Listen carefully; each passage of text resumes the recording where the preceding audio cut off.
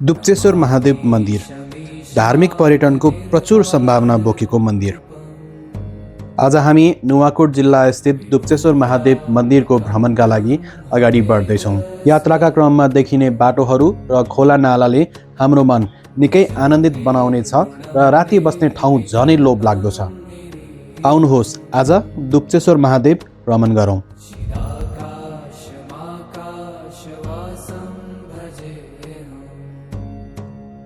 नमस्कार, अहिले हामी दुप्चेश्वर महादेवको यात्रामा छौँ। बिहान सबेरै खाना खाएर हामी 11:30 बजेतिर घरबाट निस्केर अहिले हामी टोखाको झोर वाटरफल हुँदै माथि चढ्दैछौँ। हेलो एभ्रिवान, आज हामी दुप्चेश्वर महादेव जाँदैछौँ। यो चाहिँ दुप्चेश्वर महादेव जाने बाटो हो। अनि यहाँ चाहिँ मेरो बुढोले बाइक चलाइरहनु भएको छ।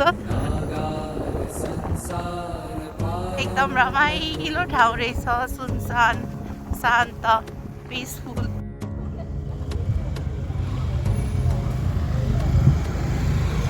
अहिले हामी दुप्चेश्वरको यात्रामा बिच बाटोमा पुगेका छौँ। यो बिच बाटोमा अलिकति घाम लाग्ने ठाउँ र अलिकति राम्रो एउटा खाजा खाने ठाउँ रिसोर्ट फेला परेका छौँ। त्यहाँ अहिले हामी चिया खाँदैछौँ र खाजा खाएर यहाँबाट फेरि दुप्चेश्वरको 1 घन्टाको यात्रा अझै जानु बाँकी छ। टोखा भन्ज्याङ कटिसकेपछिको ओह्रालो बाटो अलिकति चिसो छ र अलिअलि चिप्लो पनि छ। यो चिसो अवस्थालाई झेल्दै हामी निरन्तर रूपमा अगाडि बढ्दैछौँ र घाम जहाँ घाम आउँछ त्यो घाम आएको ठाउँमा एकछिन बस्दै घाम ताप्दै हामी अगाडि बढ्दैछौँ। चिसो कटेर अलिकति अगाडि जाने बित्तिकै बाटो एकदमै राम्रो छ है। जाँदै गर्दा अब हामी त्रिशुली डोबाटोमा पुग्छौँ। यो त्रिशुली डोबाटोमा पुग्दै गर्दा हामी यो बाटो भएर सिधै अगाडि जाने हो भने त्रिशुली पुग्छ र यो बाटोको दायाँतिर मोड्यौँ भने हामी दुप्चेश्वर जाने बाटोमा पुग्छौँ।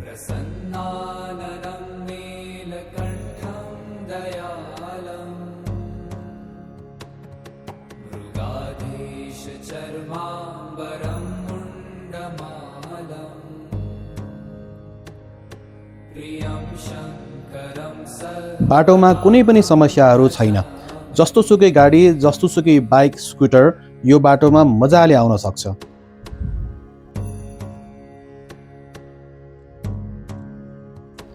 हामी बिस्तारै रोक्दै दायाँ बायाँको रमणीय दृश्यहरू हेर्दै घाम ताप्दै मजाले अगाडि बढ्दै गयौँ।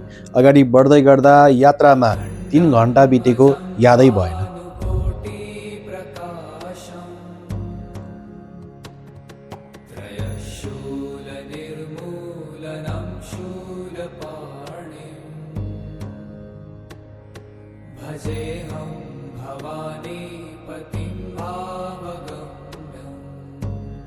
पिच बाटो छोडेर दुप्चेश्वर मन्दिर पुग्दै गर्दा केही बाटो चाहिँ अलिकति खराब छ। यो भनेको बन्दै गरेको बाटो भएको भए अलिकति खराब छ। यो बाटो चाहिँ अलिअलि कच्ची छ, अलिअलि ढुङ्गा भएको बाटोहरू छ। यो ढुङ्गा भएको बाटोहरू अगाडि बढ्दै जाने हो भने एकदमै राम्रो ठाउँ त्यो चाहिँ दुप्चेश्वर महादेव मन्दिर हामी पुग्छौँ। यात्राको पहिलो दिन हामी दुप्चेश्वर महादेवलाई बाहिरैबाट दर्शन गरेर हामी आजको लागि पहिलो दिनको लागि बस्ने ठाउँ यो ठाउँमध्ये सबैभन्दा राम्रो होटल हो कोटबारी रिजोर्ट। कोटबारी रिजोर्टमा गएर हामी पहिलो दिनको बसाइ ओभरनाइट त्यहाँ बस्ने तयारी गर्दैछौँ। अहिले हामी चाहिँ दुप्चेश्वर महादेव मन्दिरमा छौँ। हेर्नुहोस्,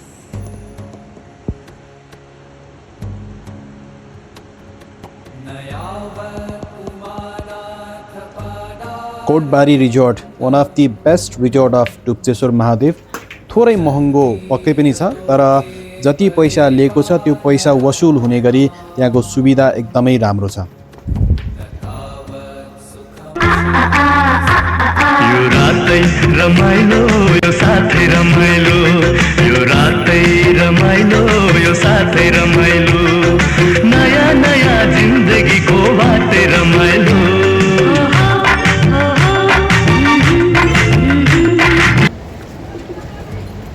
अहिले हामी नुवाकोटको दुप्चेश्वर महादेव भ्रमण गर्दैछौँ। अहिले बिहान सबेरै हामी करिब 7 बजेको समयमा दुप्चेश्वर महादेव मन्दिर पुगिसकेका छौँ। अब हामी मन्दिर दर्शन गरेर अनि अर्को भ्रमणको यात्रा सुरु हुनेछ। यात्राको दोस्रो दिन सबेरै उठेर हामी 7 बजे दुप्चेश्वर महादेव मन्दिर पुग्यौँ दुप्तेश्वर महादेव मन्दिरको प्राङ्गणमा अगाडि बढ्दै गर्दा टेक्दै गर्दा पहिला सुरुमा एकदमै पोजिटिभ भाइब्रेसन आउँदो रहेछ। त्यही पोजिटिभ भाइब्रेसनलाई आत्मसात गर्दै हामी हरेक कदमलाई पोजिटिभ बनाउँदै दुप्तेश्वर महादेवको टुप्पोमा पुग्ने तयारी गर्दैछौँ।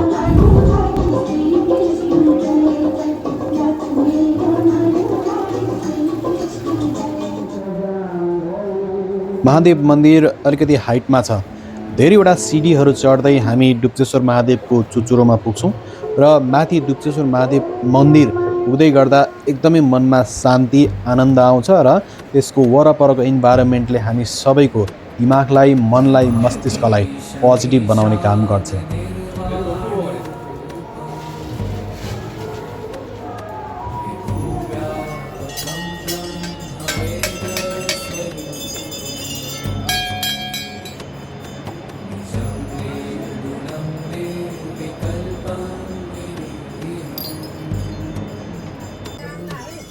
अन्ततः हामी दुप्तेश्वर महादेवको प्राङ्गणमा पुग्यौँ। मन एकदमै आनन्द र शान्त थियो।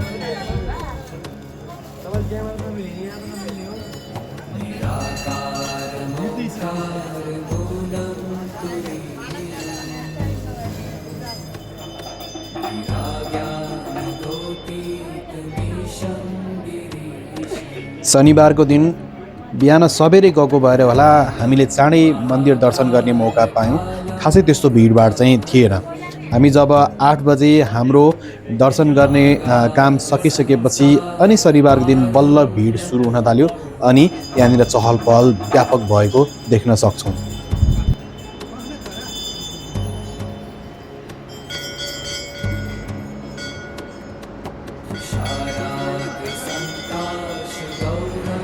हामी अहिले दुप्तेश्वर महादेवको मन्दिर दर्शन गरेर तल झर्दैछौँ। अलिकति कुनातिर छ तैपनि एकदमै राम्रो एकपटक भ्रमण गर्नै पर्ने ठाउँमध्ये यो दुप्तेश्वर महादेव पनि पर्दछ। अहिले हामी दुप्तेश्वर महादेव दर्शन गरेर तल झर्ने तयारी गर्दैछौँ।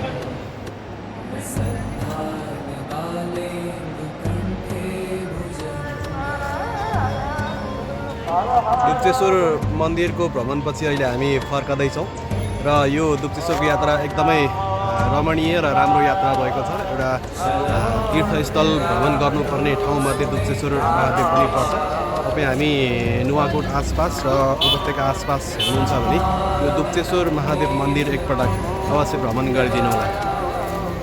दुप्तेश्वर महादेव मन्दिरको फेदैमा बजारहरू छ। यो बजारमा यसो हेर्दै गर्दा नेपाली व्यवसायहरू चाहिँ एकदमै कम देखिन्छ। सबै व्यवसाय जति पनि व्यापार गर्ने व्यक्तिहरू हुनुहुन्छ सबै इन्डियाबाट आएका विदेशी व्यापारीहरू यहाँ वरपर देख्ने मौका चाहिँ पाउँछौँ। तर नेपाली व्यवसाय चाहिँ यो नजिकको प्राङ्गणमा चाहिँ छैन। तर खोला पारीको प्राङ्गणमा चाहिँ नेपाली व्यापारी पनि हामी देख्न चाहिँ सक्छौँ। दुप्तेश्वर महादेव साह्रै राम्रो, तर त्यहाँनिर आसपास एकदमै फोहोर अस्तव्यस्त फालिएको थियो। यो फोहोर व्यवस्थापन गर्ने शैली नभएको भएर होला त्यहाँ वरपर एकदमै नराम्रो वातावरणहरू देख्न सक्छौँ।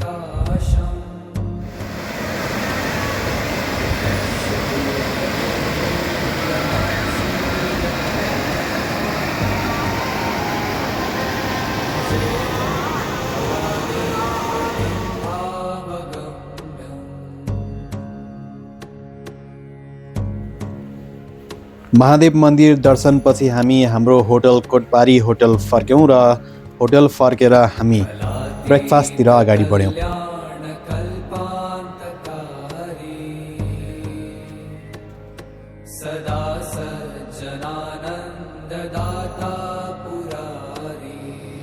अहिले हामी कोटबारी रिजोर्टमा छौँ।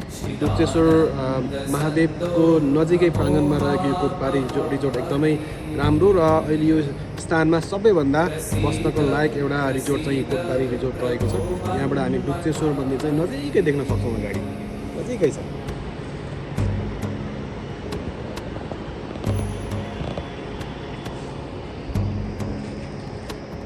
हामी भर्खरै दुप्तेश्वर महादेव मन्दिर भ्रमण गर्दै गर्दा एकदमै राम्रो वातावरण पाएका छौँ। र यहाँनिर हामीले सुधार गर्नुपर्ने दुईवटा कुरामा चाहिँ यो हाम्रो डुप्चेश्वर महादेवको वरपर अलिकति फोहोरको व्यवस्थापन राम्रो गर्न पाएको भए अझ राम्रो हुन्थ्यो, भक्तजनलाई सजिलो हुन्थ्यो र त्यसो हेर्दै गर्दा राम्रो पनि देखिन्थ्यो। र भित्र हाम्रो डुप्चेश्वर महादेव मन्दिरको आसपासको एरियामा चाहिँ नेपालीभन्दा बाहिरी हाम्रो इन्डियन व्यवसायहरू अलिकति बेसी हुनुहुन्छ। त्यो भित्रको एरियामा चाहिँ इन्डियन व्यवसाय हुनुहुन्छ र बाहिरको एरियामा चाहिँ नेपाली व्यवसाय हुनुहुन्छ। र तपाईँ हामी नेपालमै बस्ने साथीहरू यहाँनिर डुप्चेश्वर महादेव भ्रमण गर्दै हुनुहुन्छ भने सकभर हामीले आफ्नै दाजुभाइ नेपाली दाजुभाइले बिक्री वितरण गर्दै गरेको सामग्री किन्ने मौका पाइयो भने 2 पैसा नेपालमै बच्छ, नेपालकै व्यक्तिले आम्दानी गर्ने मौका पाउँछ। डुप्चेश्वर भ्रमण गर्दै गर्दा नेपालीसँगै सामान किन्न पाउनुभयो भने तपाईँ हामीलाई सजिलो हुन्छ।